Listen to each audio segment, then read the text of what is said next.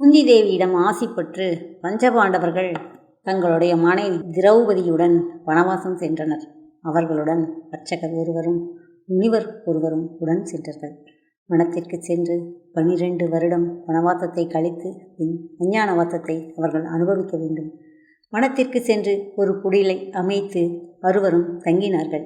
அவர்களுக்கு தேவையான பழங்களையும் காய்கனிகளையும் தருமர் குடிலில் இருக்க 4வரும் சென்று கொண்டு வந்தார்கள். அப்பொழுது சூரிய தேவர் வந்து ஒரு அட்சய பாத்திரத்தை கொடுத்து, நீங்கள் ஐவரும் இந்த அச்சய பாத்திரத்தை வைத்து அதிலிருந்து வரும் உணவை அருந்தி 12 வருடங்களை ஓட்டுங்கள் என்று நீங்கள் கேட்டது கொடுக்கும்.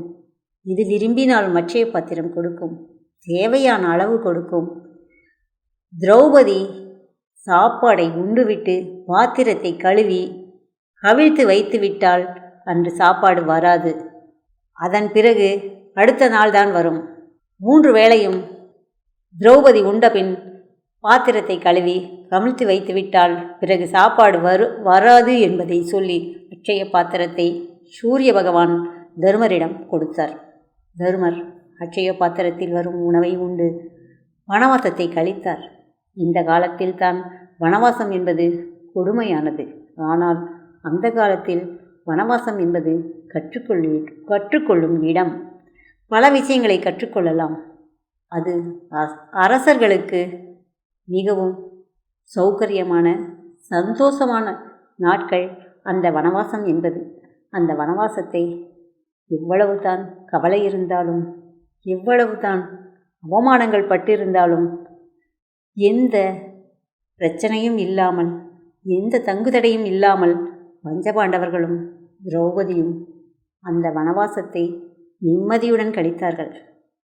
அப்பொழுது துரியோதனன் தூர்வாச முனிவரை அழைத்தான். தூர்வாச முனிவர் கோபக்காரர். கோபம் வந்தவுடன் சபித்து விடுவார். முன்பின் யோசிக்காமல் தன் கோபத்தை மட்டுமே பிரதானமாக நினைத்து காரணகாரியங்களை ஆராயாமல் சபித்து விட்டுத்தான் யோசிக்கவே ஆரம்பிப்பார். அவ்வளவு கோபம் கொண்ட தூர்வாசரை துரியோதனன் அழைத்தான். துரியோதனன் தூர்வாசரை அழைத்து, பஞ்சபாண்டவர்கள் வனவாசம் சென்றுள்ளார்கள். ஒரு நாள் நீங்கள் அங்கு பஞ்சபாண்டவர்கள் இடத்திற்கு விருந்துக்கு செல்லுங்கள். விருந்துக்கு சென்று அவர்கள் திரௌபதி சாப்பிட்டு முடித்து அட்சய பாத்திரத்தை கவிழ்த்து வைத்த பின்தான் நீங்கள் அவர்களிடம் உணவு உட்கொண்டு செல்ல வேண்டும் என்று பிரயத்தனமாக அவரை அதற்கு சம்மதிக்க வைத்து பாண்டவர்கள் இருக்கும் இடத்திற்கு தூர்வாசரை அனுப்பி வைத்தான் துரியோதனன். தூர்வாசர் தன்னுடைய சீடர்களுடன் மிகப்பெரிய ஆர்ப்பாட்டத்துடன் வனவாசம் உள்ள பஞ்சபாண்டவர்களிடம் வந்து சேர்ந்தார். வந்து சேர்ந்த பொழுது திரௌபதி சாப்பிட்டு முடித்துவிட்டு பாத்திரத்தை கவிழ்த்து வைத்திருந்தாள். தூர்வாசர் தன்னுடைய 100 சீடர்களுடன் வந்து, எனக்கு மிகவும் பசிக்கிறது, அன்னதானம் ஏற்பாடு பண்ணுங்கள், நான் போய் குளித்துவிட்டு வருகிறேன் என்று சொல்லி குளிக்க குளத்திற்கு சென்றார். என்ன செய்வது என்று தெரியாமல் பஞ்சபாண்டவர்களும் திரௌபதியும் திகைத்து போனார்கள். தூர்வாசர்களுக்கு உணவளிக்காவிட்டால் மிகப்பெரிய பாபம் வந்து சேரும். என்ன சபிப்பார் என்பது யாருக்குமே தெரியாது. இப்பொழுது நாங்கள் இருக்கும் நிலையில் அந்த சாபத்தையும் வாங்கிக் கொண்டு என்ன செய்வது என்று தெரியாமல் திகைத்து போய், கிருஷ்ணா, இந்த நிலைமையும் எங்களுக்கு சோதனையாக அமைந்துவிட்டதே, என்ன செய்வது என்று வேண்டினார்கள். உடனே கிருஷ்ண பரமாத்மா பிரதட்சண்யம் ஆனார். என்ன தருமா, என்ன பிரச்சனை, ஏன் கலக்கம் என்று சொல்லி, திரௌபதி அந்த அட்சய பாத்திரத்தை எடுத்துக்கொண்டு வா என்று கூறினார். அட்சய பாத்திரத்தை எடுத்துக்கொண்டு வந்து திரௌபதி கிருஷ்ண பரமாத்மாவிடம் கொடுக்க, கிருஷ்ணர் அந்த பாத்திரத்தை பார்த்தார். அந்த பாத்திரத்தில் ஒரு சிறு கீரை ஒட்டி கொண்டிருந்தது. அந்த சிறு கீரை ஒட்டி கொண்டிருந்ததை கிருஷ்ணர் கையில் எடுத்ததை பார்த்ததும், நாம் சரியாக கழுவாமல் விட்டுவிட்டோமே என்று திரௌபதி வெக்கி தலை குனிந்தாள். ஆனால் கிருஷ்ணர், திரௌபதி, இதற்காக நீ வெட்கப்படாதே, இந்த சிறு கீரைதான் இப்பொழுது உங்களை இந்த பிரச்சனையிலிருந்து காப்பாற்றப் போகிறது என்று சொல்லி அந்த கீரையை எடுத்து சாப்பிட்டு விட்டார். அவர் அந்த கீரையை சாப்பிட்டவுடன் குளித்துவிட்டு விருந்துக்கு வருகிறேன் என்று சொல்லிச் சென்ற தூர்வாசரும் அவருடைய சீடர்களும் மிகப்பெரிய விருந்து உண்ட களைப்பை அடைந்தார்கள். அவர்கள் உணவு உண்டு தொண்டை வரை வந்துவிட்டது போல் உணர்ந்தார்கள். இனிமேல் சாப்பாடு உண்டால் வயிறு வெடித்து செத்து விடுவோம் என்ற அளவு கிருஷ்ணர் சிறு கீரை உண்டதால் அவர்களுக்கு அது உண்டானது. ஐயோ, இப்பொழுது நாம் பஞ்சபாண்டவர்களிடக்கும் இருக்கும் இடத்திற்கு சென்றால் அவர்கள் விருந்திடுவார்கள். அங்கு சென்று நம்மளால் இப்பொழுது சாப்பிட முடியாது, என்ன செய்வது என்று ஆற்றங்கரையில் அமர்ந்து கொண்டிருக்கும் பொழுது அர்ஜுனரை பார்த்து கிருஷ்ணர், நீ போய் தூர்வாசரை விருந்தி ஆயத்தமாகிவிட்டது, போய் அழைத்து வா என்று சொல்லி அனுப்பினர். அர்ஜுனரை பார்த்தவுடன் விருந்துக்கு அழைக்கவே அர்ஜுனர் வருகிறார் என்று தூர்வாசர் தன் சீடர்களுடன் தெரித்து ஓட ஆரம்பித்தார். அர்ஜுனன், சுவாமி ஏன் ஓடுகிறீர்கள், வாருங்கள் என்று அழைக்கவே, வேண்டாம் வேண்டாம், எங்களுக்கு விருந்தே வேண்டாம், நாங்கள் போகிறோம் என்று அனைவரும் தெரித்து ஓடிவிட்டார்கள். அதை பார்த்து பஞ்சபாண்டவர்கள் சிரித்து சிரித்து வயிறு புண்ணாகும்படி சிரித்து ஓய்ந்தார்கள். கிருஷ்ணர், இனி ஜாகிரதையாக இருங்கள் என்று சொல்லிவிட்டு தன்னகத்தே சென்றார். இப்படியே 12 ஆண்டுகள் முடிந்தபின் அஞ்ஞானவாசம் செல்ல 13ஆம் ஆண்டு ஆரம்பமாக சில நாட்களே இருந்தன. அப்பொழுது அர்ச்சகராக கூட வந்த ஒருவர் கூறினார், நீங்கள் ராஜவம்சத்தை சேர்ந்தவர்கள், ராஜகலை உள்ளவர்கள், நீங்கள் எப்படி போய் உங்களுடைய உருவத்தை மாற்றிக்கொண்டு எந்த நாட்டில் இருக்க முடியும் என்பதை நாம் யோசிக்கலாம் என்று கூறினார். இருப்பதே மொத்தம் 20 தேசங்கள். துரியோதனனோ தன்னுடைய படைகளை அனைத்தையும் முடுக்கிவிட்டிருப்பான். 20 தேசங்களை எப்படியும் ஒரு வருடத்தில் கண்டுபிடித்து விடலாம் என்றே அவன் இதற்கு ஒத்துக்கொண்டான். இப்பொழுது என்ன செய்வது என்று யோசிக்கலாம் என்று கூறினார். உடனே கூடவே இருந்த முனிவர் சொன்னார், தருமா, அருகில் இருக்கும் விராட தேசம் செல்லுங்கள். விராட மன்னன் அதற்குரிய பிரச்சனைகளை தீர்த்து உங்களை பாதுகாப்பாக வைக்கும்படி நடந்து கொள்ளுங்கள் என்று கூறி அனுப்பினார். உடனே தருமர் வனவாசத்தில் இருக்கும் பொழுது பகடை உருட்டி சகுனியை வெல்லும் அளவு நாம் கற்றுக்கொள்ள வேண்டும் என்று ஆண்டவனை வேண்டவே வனத்தில் கிருஷ்ணர் வந்து அதற்கு ஒரு மந்திரத்தை சொல்லிக் கொடுத்தார். இந்த மந்திரத்தை நீ சொன்னாயானால் நீ கேட்கும் என் விடுகும். பகடை உருட்டினால் நீ என்ன கேட்டாலும் 12 கேட்டால் 12, 6 கேட்டால் 6, 5 கேட்டால் 5 என்று விழுவும். பகடையில் நீ கை தேர்ந்தவனாக மாறிவிடுவாய் என்று கூறினார். பகடையாடி தோற்று நாடு நகரங்களை இழந்ததனால் மீண்டும் பகடையாடுவதை அவமானமாக கருதிய தருமராஜா அதை மறைத்து தன்னுள்ளே வைத்துக்கொண்டு விராட மன்னனிடம் போய் நின்றார். தருமர் பகடையாடுவது எவ்வளவு கேவலமாக இருக்கும் என்பது நாடெறிந்த உண்மை. அதனால் அந்த இடத்திற்கு தருமர்தான் வந்துள்ளார் என்பது யாருமே கண்டுபிடிக்க முடியாது. தருமர் விராட மன்னனிடம் பகடையாடினார். பகடையாடும்போது தருமர் கேட்டதெல்லாம் விழுந்தது. விராட மன்னன் அரசவையில் தருமராஜாவை தன்னுடைய ஆலோசகராக வைத்து கொண்டான். ஒரு வழியாக தருமர் அஞ்ஞான வாசத்தில் ஒரு கதாபாத்திரமாக ஐக்கியமாகிவிட்டார். இப்பொழுது பீமன் விராட மன்னத்தில் சமையற்கூடத்தில் சமையல்காரனாக நுழைந்தான். சமையல் செய்வதில் மிகவும் கைத்தேர்ந்தவன் பீமன். பீமனின் உணவு உண்பது சமையல் கூடத்தில் மட்டுமே முடியும். பீமனின் வயிறை நிரப்ப கொஞ்சம் சாப்பாடு என்பது எப்பொழுதுமே பற்றாது. சமையல் கூடத்தில் இருந்தால்தான் பீமன் திருப்தியாக சாப்பிடுவான். சமையல் கலையில் மிகவும் வல்லவனான பீமசேனன் சமையல் கூடத்தில் சமையல்காரனாக சேர்ந்து அப்படியே அங்கு அமர்ந்தான். அடுத்து அர்ஜுனன் ஒரு முறை இந்திரலோகத்தில் ஊர்வசியின் நடனத்தை பார்த்து கொண்டிருந்த பொழுது ஊர்வசி அர்ஜுனனை பார்த்து மையல் கொண்டாள். அதுவும் இந்திரன் சொன்ன காரணத்தினால் ஊர்வசி இந்திரன் மகனை காதலித்தாள். அது தெரிந்து இந்திரன், நீ அர்ஜுனனை காதலிப்பாய், போய் அர்ஜுனனை காதலிப்பதாக நடி என்று கூறி அனுப்பினார். ஊர்வசி அர்ஜுனனிடம் வந்து, நான் உன்னை காதலிக்கிறேன், உன்னை திருமணம் செய்து கொள்ள விளைகிறேன் என்று கூறினாள்.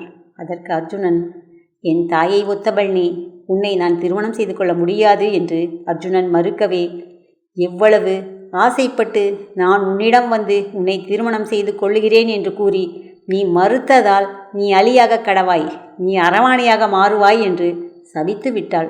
அர்ஜுனன் அதற்கு, தாயே, நான் எந்த தவறும் செய்யவில்லை, எதற்காக என்னை இப்படி சபித்தாய் என்று கேட்கவே, ஊர்வசி, இது உனக்கு சாபம் அல்ல, பின்னாளில் ஒரு நாளில் உனக்கு இது வரமாக மாறும். இந்த அரவாணியாக மாறுவது ஒரு வருடத்திற்குத்தான். அது எப்பொழுது நீ அரவாணியாக மாற வேண்டும் என்று நினைக்கிறாயோ அந்த ஒரு வருடம் நீ அரவாணியாக மாறுவாய். பிற்காலத்தில் நீ நினைக்கும் போது அந்த ஒரு வருடத்தை மாற்றிக்கொள்வாய் என்று கூறி ஊர்வசி சென்று விட்டாள். இப்பொழுது அந்த சாபம் அர்ஜுனனுக்கு வரமாக மாறியது. அர்ஜுனன் அரவாணியாக மாறி விராடமன்னனின் மகள் உத்திரைக்கு நடனக் கலைஞனாக போய் அந்தவரத்தில் சேர்ந்தான். அவன் அரவாணிதானா என்று பலமுறை சோதனை செய்தே அரண்மனைக்குள் விட்டனர். உருவத்தில் அரவாணி ஆனாலும் அர்ஜுனன் மனதுக்குள் ஆண்மகனாகவே இருந்தான்.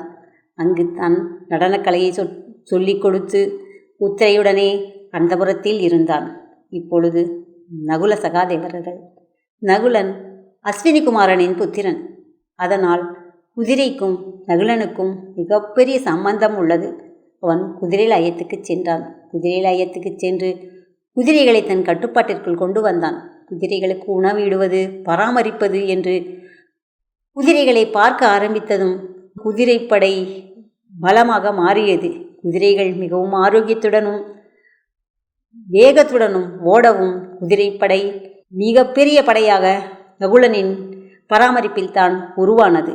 அடுத்து சகாதேவன் மாட்டுப்பண்ணையை பார்க்க சென்றான். மாடுகளை பராமரிப்பதற்காக விராட மன்னனின் மாடு பண்ணையில் சேர்ந்தான். மாட்டை பராமரிக்க ஆரம்பித்தான். சகாதேவன் மாடை பராமரிக்க ஆரம்பித்ததும் பல மாடுகள் பெருகி மாட்டுப்பண்ணை விஸ்தீரமானது. அதை பார்த்து விராட மன்னனே, ஒரு ராஜாவின் சொத்து பசுக்கள் தான். அந்த பசுக்களை வைத்துத்தான் ராஜாவின் அந்தஸ்து, செல்வம் கணக்கிடப்படும் அந்த நாளிலே. அதனால் விராட மன்னனின் செல்வம் பல மடங்கு பெருகியதை போல் பசுக்கள் பெருகி பல்லாயிரமாக உயர்ந்து விட்டன. நகுலன் குதிரைக்காரனாகவும் சகாதேவன் மாட்டுக்காரனாகவும் மாறினார்கள். இப்பொழுது திரௌபதி மகாராணி, கர்வ நடை இருக்கும் மிகப்பெரிய பேரழகி. இவளை என்ன செய்வது என்று தெரியாமல் ஐவரும் பிரமித்திருக்கும் பொழுது கிழிந்த உடையுடன் விராட தேசத்தில் திரௌபதி நடந்து சென்றாள். அவளை பார்த்து அவளுடைய அழகு, அவளுடைய நடை அனைத்தையும் பார்த்து அங்கிருந்தவர்கள் அவளை சீண்ட ஆரம்பித்தார்கள்.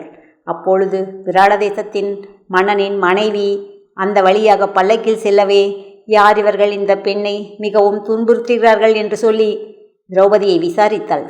திரௌபதி அவர்களிடம், நான் திரௌபதியின் சேவகி, திரௌபதிக்கு அலங்காரம் செய்து கொண்டிருந்தேன். இப்பொழுது பஞ்சபாண்டவர்கள் வனவாசம் சென்று விட்டதால் எனக்கு வேலை இல்லை. அதனால் என்ன செய்வது என்று தெரியாமல் இந்த அரண்மனையில் வந்து அலங்காரம் செய்யும் பணிப்பெண்ணாக சேர்ந்து கொள்ளலாம் என்று விராடதேசம் வந்துள்ளேன் என்று கூறினாள். உடனே விராடதேசனின் மனைவி, ஆகா, திரௌபதியை அலங்காரம் செய்த பணிப்பெண் நமக்கு அலங்காரம் செய்ய வருகிறாளே, வா என்று சந்தோஷமாக அவளை அழைத்து கொண்டு தன்னுடைய அந்தபுரத்திற்கு சென்று விட்டாள். அனைவரும் 5 இடத்தில் ஐவரும் அப்படியே சென்று ஐக்கியமாகிவிட்டார்கள். துரியோதனனின் படை ஐவரையும் தேடி ஒவ்வொரு தேசமாக அலைந்து கொண்டிருந்தார்கள். யாரையுமே கண்டுபிடிக்கவில்லை. தருமர் சொக்கட்டா நாடி தோற்றதால் அந்த இடத்தில் விராட மன்னனிடம் சொக்கட்டா நாடி ஆலோசகராக சென்றிருப்பார் என்று யாரும் கற்பனை கூட செய்ய முடியாது. பீமன் சமையல் செய்து கொண்டு சமையல் கூடத்தில் இருப்பான் என்று யாரும் நினைக்கவே முடியாது. அர்ஜுனன் ஒரு அரவாணியாக இருப்பான் என்று கனவிலும் யோசிக்க முடியாது. நகுலனை ஒரு குதிரை லாயத்தில் இருப்பவனாக யாரும் தேடக்கூட மாட்டார்கள். சகாதேவனை ஒரு மாடு மேய்ப்பவனாக நினைக்கவா முடியும்? இப்பொழுது பாஞ்சாலி ஒரு பணிப்பெண்ணாக விராட தேசத்து மன்னனின் மனைவிக்கு அலங்காரம் செய்யும் சேவகியாக யாராவது தேடுவார்களா? இப்படி அனைவரும் 5 இடத்தில் ஐக்கியமாகிவிடவே துரியோதனின் படைகள் அவர்களை தேடிக்கொண்டே இருந்தார்கள். இப்படியே 1 வருடம் கழிந்தது. 1 வருடம் கழிய ஒரு நாள் இருக்கும் பொழுது கண்டுபிடித்தாலும் அவர்கள் மீண்டும் வனவாசம் செல்ல வேண்டும் என்பதால் துரியோதனின் படைகள் செல்லடை போட்டு 20 தேசமும் தேடினார்கள். 20 தேசத்தில் சேர்ந்தும் கண்டுபிடிக்கவே முடியவில்லை. அர்ஜுனன், தருமன், பீமன், நகுலன், சகாதேவன் அனைவரும் தங்களுடைய ஆயுதங்களை துரியோதனனுக்கோ வேறு யாருக்குமே தெரியாமல் ஒரு பிணத்தின் உள்ளே வைத்து அதை மூட்டையாக கட்டி ஒரு மரத்தில் கட்டி தொங்கவிட்டார்கள் இடுகாட்டில். இடுகாட்டில் காவல் காப்போனிடம் சென்று, ஐயா, நாங்கள் எங்கள் குல வழக்கப்படி பிணங்களை எரிப்பதோ புதைப்பதோ இல்லை. பிணங்களை மரத்தில் கட்டி தொங்கவிட்டு விடுவோம். காக்கைக்கும் கழுகுக்கும் உணவாக பயன்படும். இதுதான் எங்கள் குலதர்மம். அதனால் இந்த பிணத்தை நாங்கள் மரத்தில் கட்டி தொங்கவிட்டு செல்கிறோம் என்று கூறினார்கள். சரி என்று வெட்டியான் சொல்லவே அங்கு கட்டி தொங்கவிட்டுவிட்டுத்தான் விராட தேசம் வந்து சேர்ந்தார்கள். பிணம் இருக்கும் இடத்திற்கு பாமர ஜனங்கள் செல்ல மாட்டார்கள். பிணம் என்றால் அனைவருக்குமே பயம் என்பதால் அவர்களுடைய ஆயுதம் அந்த பிணத்தில் மரத்தில் கட்டி தொங்கவிடப்பட்டிருந்தது. இப்படியே அஞ்ஞான வாசத்தில் 1 வருடம் முடிந்து ஐவரும் அந்த இடத்தை விட்டு வெளியே வந்து பிணத்திற்குள்ளிருந்து காண்டீபத்தை எடுத்து காண்டீபத்தை மீட்டினான் அர்ஜுனன். காண்டீப சத்தம் அகில உலகமும் கேட்டது. அப்பொழுது துரியோதனன், அஞ்ஞானவாசம் 1 வருடம் முடிந்து விட்டதா?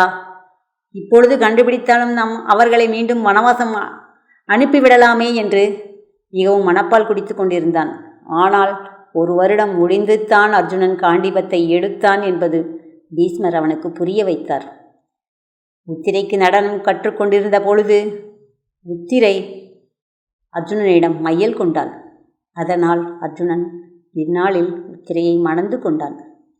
இப்பொழுது அஞ்ஞானவாசத்தில் இருந்து நாம் அஸ்தினாபுரம் செல்லப் போகிறோம்.